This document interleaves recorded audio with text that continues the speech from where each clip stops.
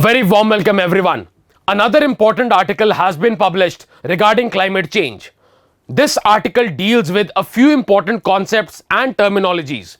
The three main terminologies utilized in this article are emission scenarios, representative concentration pathways, and total radiative forcing. Let's understand what do we mean by these terms. What is the concept that they are dealing with? What is the main thing that they have actually missed, or is the world actually ignoring it deliberately? Are there multiple natural factors leading to global warming as well? So in this video I shall be dealing in depth with all these factors. Starting with the first basic concept, we need to understand the heat budget of the earth. When we talk about the heat budget of the earth, we are simply measuring the amount of heat actually being received by the earth, the amount of heat actually utilized by the earth for heating, the amount of heat radiated back by the earth.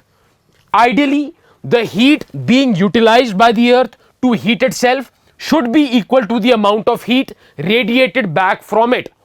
Balancing the heat received and the heat escaping, that is called the heat budget of the earth. But when we add the role of greenhouse gases in this scenario, everything becomes messed up. The amount of heat received is not equal to the amount of heat actually escaping, because the greenhouse gases, they start retaining a lot of that heat within the earth's atmosphere, leading to greenhouse effect, that is leading to global warming. Which are the main greenhouse gases? Carbon dioxide, water vapor, and methane. When we talk about different emission scenarios, coming to the first term utilized in this article, emission scenarios are simply the scientific community take all the different anthropogenic sources. Anthropogenic means human induced. What all greenhouse gases are being added by human factors. When we take into consideration those human sourced greenhouse gases, we place that data into different climate models and predict the amount of rise in greenhouse gases and these you can say resultant global warming. Different emission scenarios based upon different greenhouse gas concentration leads to the formation of a chart which measures representative concentration pathways. For example, representation concentration pathways are simply those plots. They are the ratios. For example, if the net amount of heat received by the earth and the net amount of heat lost by the earth, there is a difference. The earth has started retaining a lot of that heat. That heat which is retained is called total radiative forcing. This heat retained by the earth is called total radiative forcing, and it is measured in a unit called watts per square meter. Suppose the earth has started accumulating 2.6 watts per square meter more because of the greenhouse gases, then we will have a lesser amount of global warming by 2100. If the role of greenhouse gas emission increases, we may start accumulating 4.5 watts per square meter of heat more on earth, leading to more global warming. And in the worst case scenario, by 2100, the earth may start retaining 8.5 watts per square meter of heat in addition, meaning thereby that is going to lead to a sufficient amount of global warming. How much? According to the worst case scenario, it is going to be 4.3 degrees Celsius. That is going to be the rise of global average temperature by the year 2100. Different emission scenarios are used to plot representative concentration pathways which actually measure the total radiative forcing. So we have different scenarios based upon the amount of greenhouse gas being released. Either minimum, you can say, the global warming by 2100, the average temperature will rise by 1.6 degrees Celsius, and in the worst case by 4.3 degrees Celsius. These factors usually take into account the pollutants being released by human actions, thermal power plants emitting a lot of pollutants in the air as well, power generation and all other factors. But In this entire calculation of global warming, we need to consider, are there any natural factors as well? Is this calculation missing one major feature? There is one another significant feature, that is adding greenhouse gases in the atmosphere because of human induced factors. I'll discuss that as well. First, let me discuss a few natural factors which are actually leading to global warming. We are all aware that the Earth's orbit is elliptical. It is like an oval. The Earth orbits around the Sun in a near elliptical path. But is that orbit always elliptical? There are a series of large scale cycles spanning for thousands or maybe 1,00,000 years. These are called the Milankovitch cycles. The Earth's orbit keeps fluctuating from a near, or you can say elliptical orbit, to a nearly circular orbit. Around 12,000 years ago, the Earth's orbit started getting from an eclipse towards a circular orbit. Naturally, the closer we come to our heat source, our star, the Sun, the warmer every year is going to be. But since we cannot do anything about it, it is barely mentioned anywhere. Besides this, there are tons of other natural factors adding a lot of heat in the atmosphere.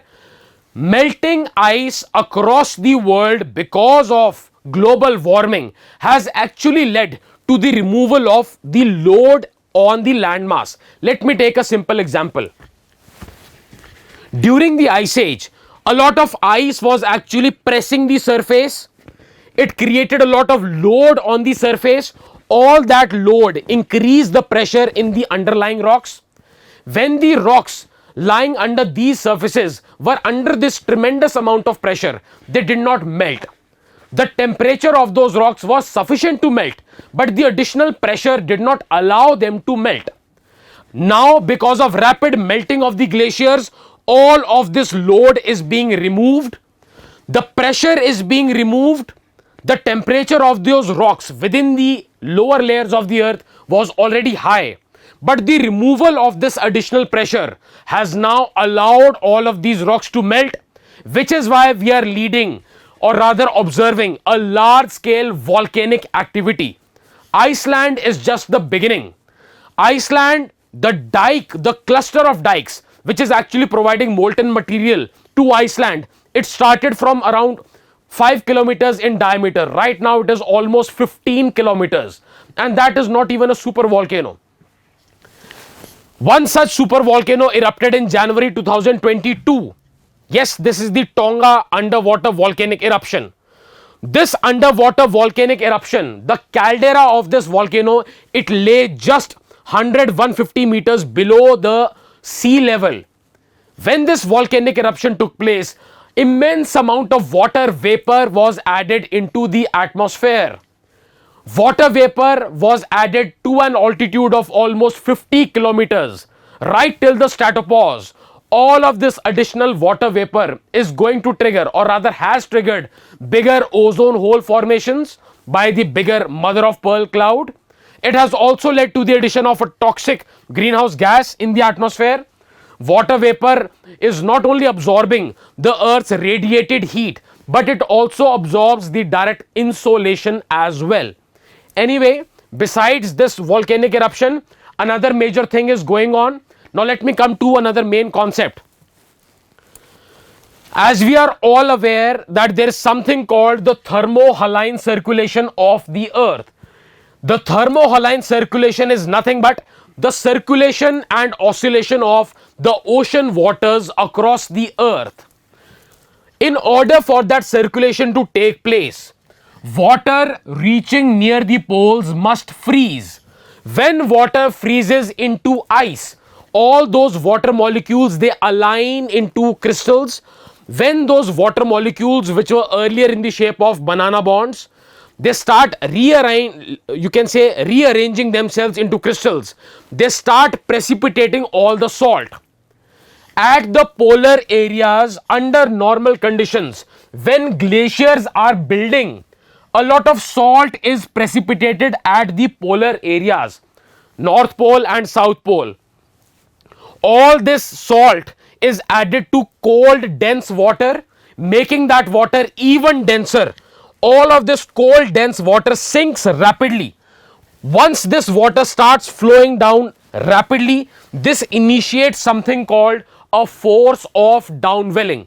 Now, as soon as you push water somewhere, it is going to rise somewhere else, initiating an entire thermohaline circulation. Thermo means temperature, haline means salt. It is based upon the temperature of water and the amount of salinity. Circulation of ocean water is essential on Earth. This circulation is almost 90% weak. We have two different contrasting set of researches. One set of research is saying that this thermohaline circulation may collapse as early as next year, by 2025. However, there is another set of researches, all of them published as late as last week. They are saying that the thermohaline circulation is definitely at the weakest, but we cannot put a date on it as to when it will collapse. But it is definitely the weakest in the past millennia, 1000 years.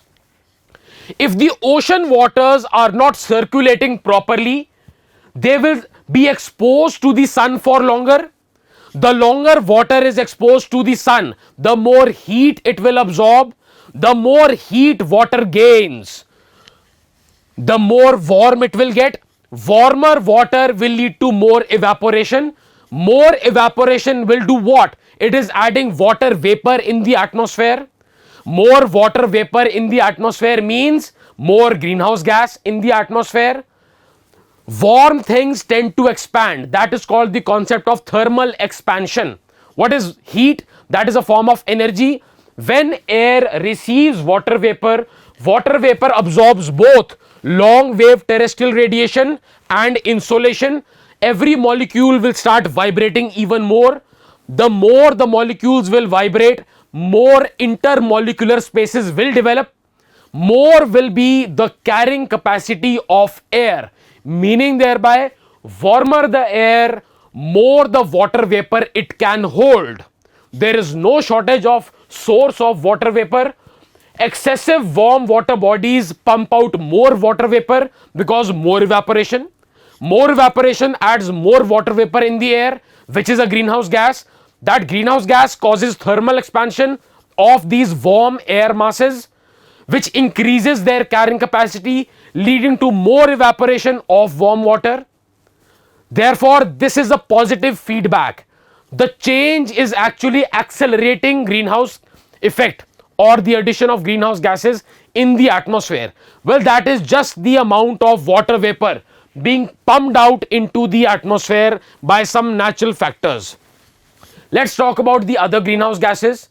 As we are all aware, warmer waters have reached the polar areas as well. That is why the glaciers are melting. We are all aware about a term called Arctic amplification. What is Arctic amplification? The Arctic area, the temperature in the Arctic is rising almost 4 times faster than the rest of the world. Now, why is that so? There is something called the permafrost. What is the permafrost? Latitudes in the North Pole lying just south of the Arctic Circle. They observe a phenomena where the groundwater remains almost permanently frozen throughout the year for multiple years. This permafrost can be quite deep.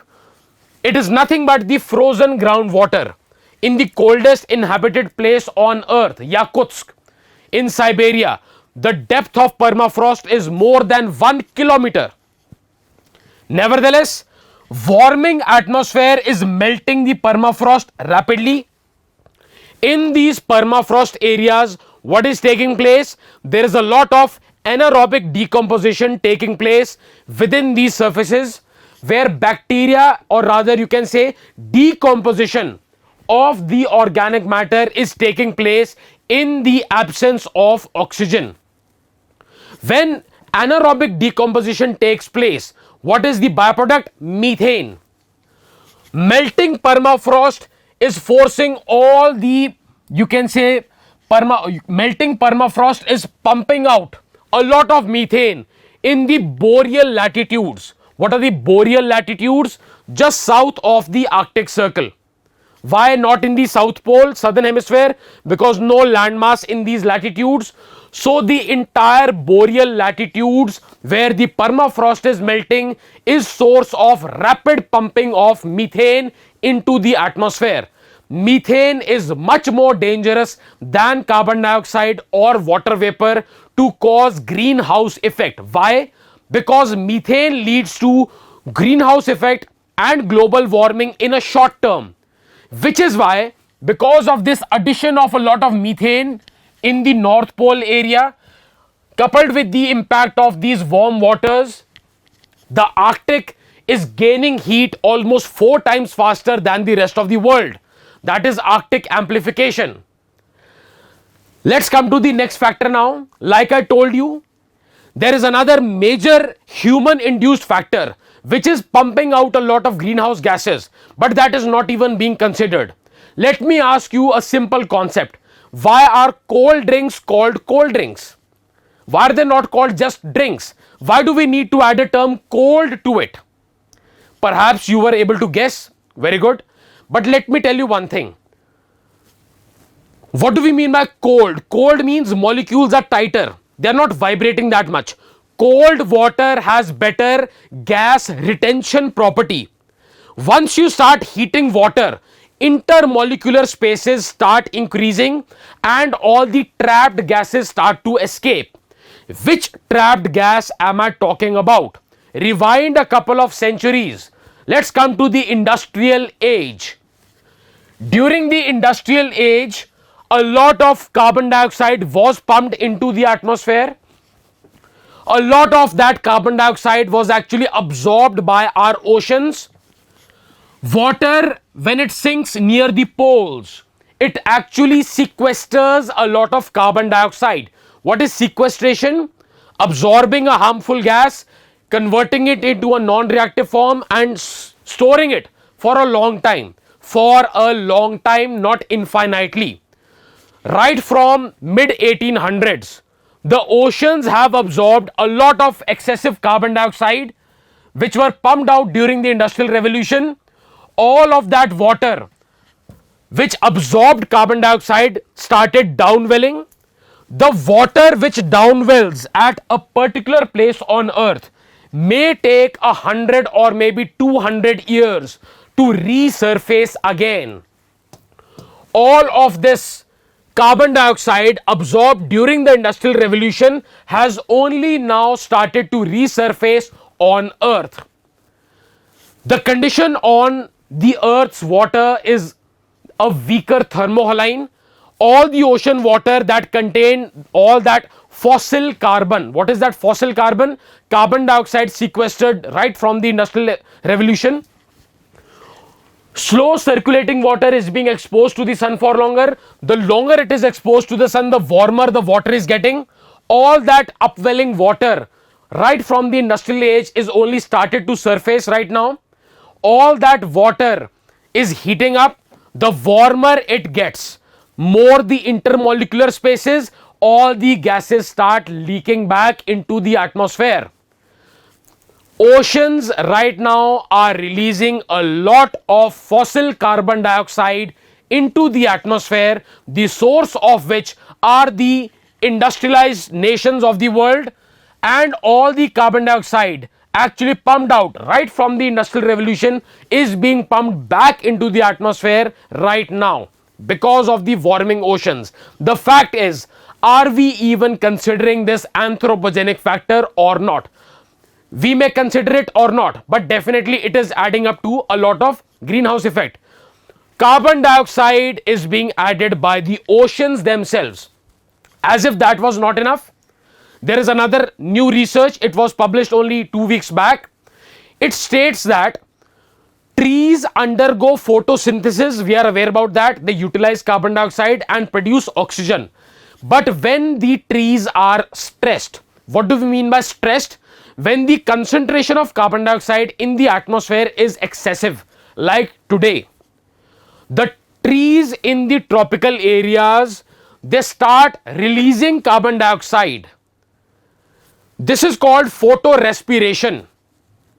trees when stressed start releasing carbon dioxide, that is called photorespiration, and most of the forests in the tropical areas of today are actually performing a lot of photorespiration, pumping out huge amounts of carbon dioxide back into the atmosphere, leading to global warming again.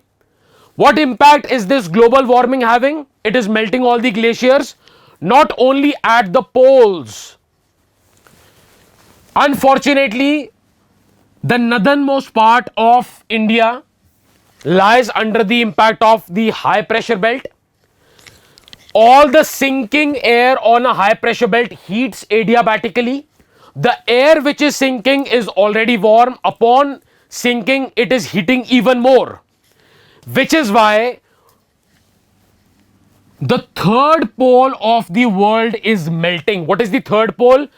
Himalayas, Hindu Kush and Tibetan Plateau. Collectively, this area contains more than 30,000 glaciers.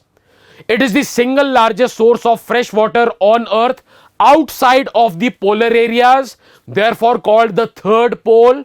All of these melting glaciers, not only over here, but at the actual poles, is reducing the albedo.